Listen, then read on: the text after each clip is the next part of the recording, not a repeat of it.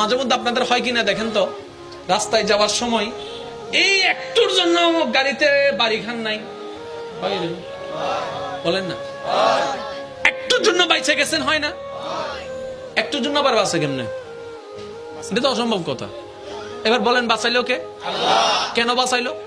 শুনেন, আজকে থেকে 3 মাস আগে, 4 মাস আগে, কিংবা কোন একটা সময় আপনি রাস্তা দিয়ে যাচ্ছেন কিংবা দোকানে বসে আছেন, হঠাৎ কোন একজন অসহায় গরিব, যেটা সত্যিকার অভাবী, সবাই তার বাটপার হয় না আমার মতো, কিছু তো সত্যিকার অভাবীও, সত্যি তার ছেলে খাবার পাচ্ছে না। আর আপনারা জানেন মা বাবা সব সহ্য করতে পারে, সন্তানের চেহারার মলিনতা সহ্য করতে পারে না, ক্ষুধার কান্না সহ্য করতে পারে না। অনেক বাবা আছে, মা আছে, নিজের রক্ত পর্যন্ত বিক্রি করে সন্তানের জন্য খাবারের ব্যবস্থা করে, এরকম অনেকেই আছে।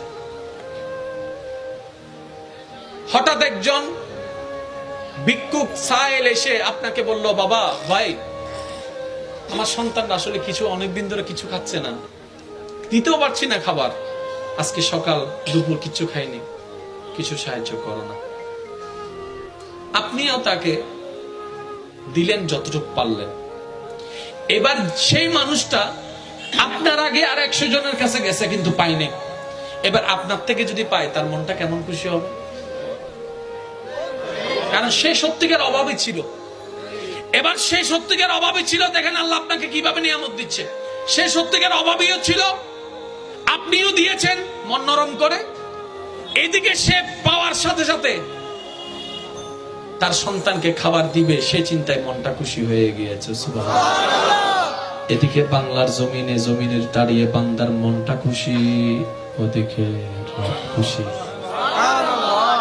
এবার রব বলে, তার তকদির অমুক দিন একটা অ্যাক্সিডেন্ট লেখা আছে। ফেরেশতা বলে যে রব্বে করিম, হ্যাঁ। বলে যে অ্যাক্সিডেন্টটাকে কাইটা এটা করে দাও একটুর জন্য।